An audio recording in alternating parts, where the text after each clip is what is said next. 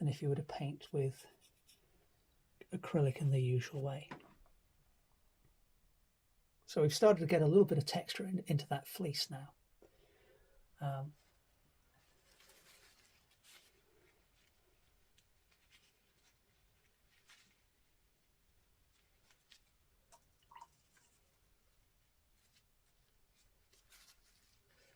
Now I'm thinking I'll just wash my brush out, and if I can find the tube of white paint, there it is. What I'm going to do is just add some more pure white to my palette.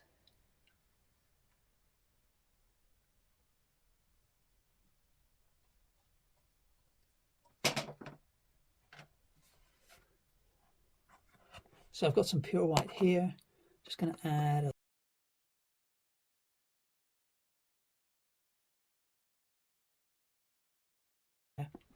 and let's just come in with the smaller brush, even though the painting is still buckled. I just want to subdue that region of red that I had. And I quite like the little bursts of yellow and green that are coming through on the sky there.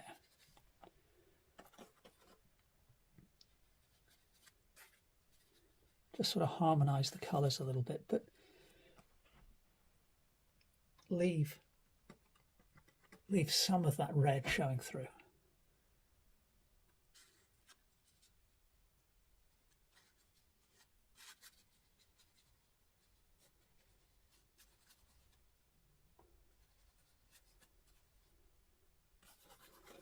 Just going to do a slightly larger amount of the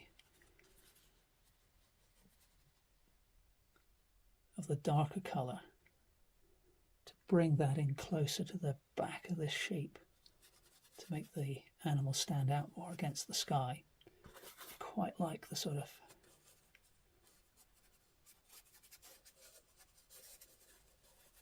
darker grey that that's giving me.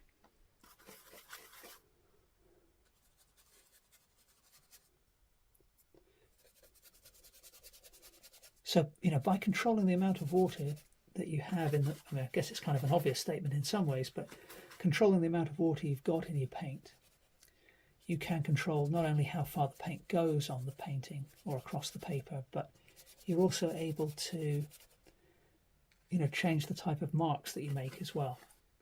So I'm getting kind of dry brush and hard-edged shapes here, but the dry brush allows me to sort of feather away those hard edges. Whereas painting wet on wet, as I was doing earlier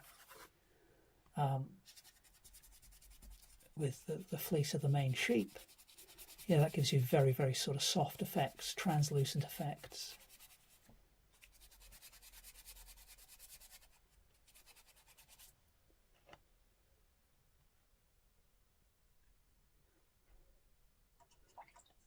Now, as I come down towards this animal here, I'm going to go back in with the white.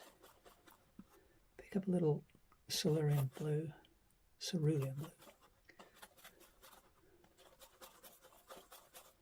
I perhaps grab a bit too much there. I'm going to mix in some of the grey. Let's see what that gives us.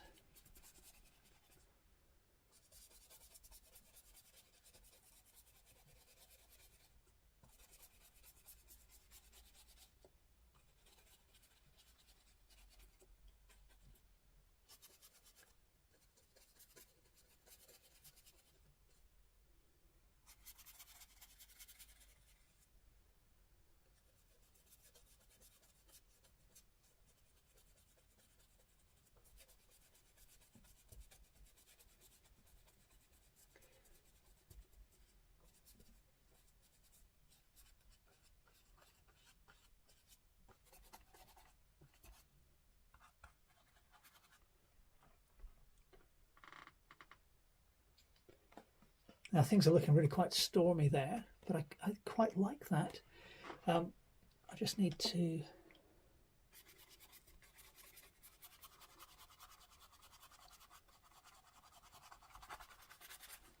put a little bit of colour nearer the head of this animal.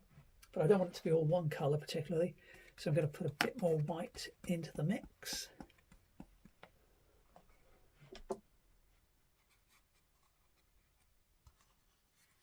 Just break up some of these blocks of colour, come back across the darker stuff that I've put in.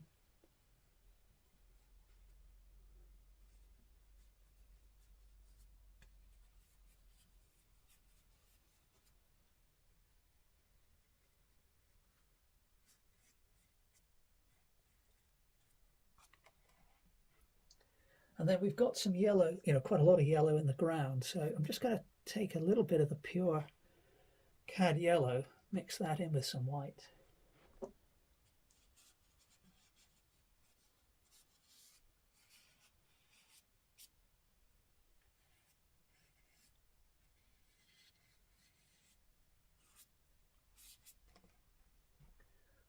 And then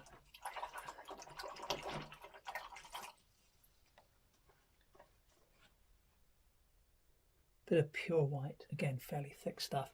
So I'm sort of mimicking the types of marks I put down on the fleece by having these little bursts of slightly thicker white.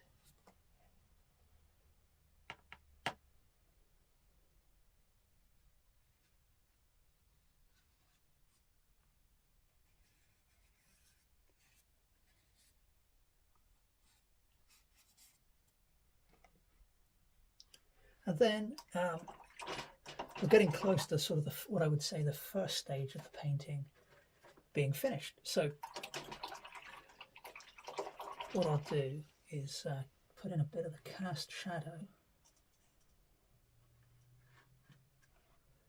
on the ground there.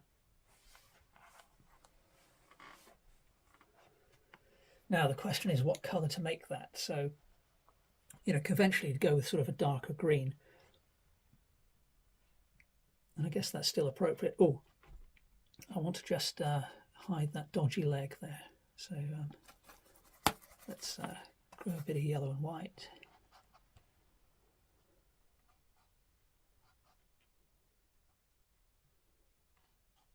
There's still a few corrections to do on this little lamb. Let's break up some of these runs of watercolor marker. I don't mind them too much, but I think I'll probably hide most of them. Anyway, so we've still got a bit of yellow on the brush. We haven't used much ultramarine blue. Let's grab some of that. Mix that in with a bit of that brown. Let's see what that looks like as a shadow. I think that might be quite dramatic.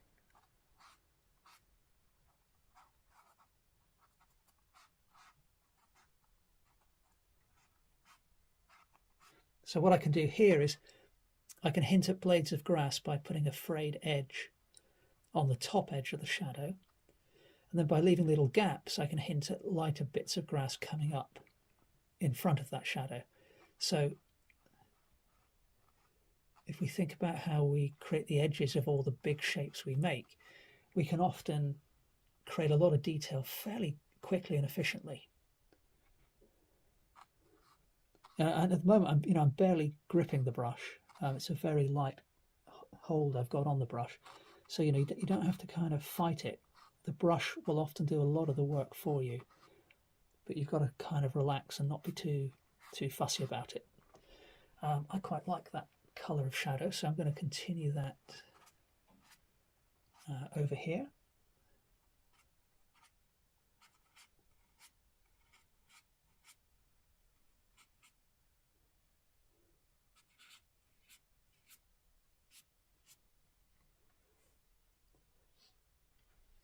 And I think I am actually going to let things dry completely now.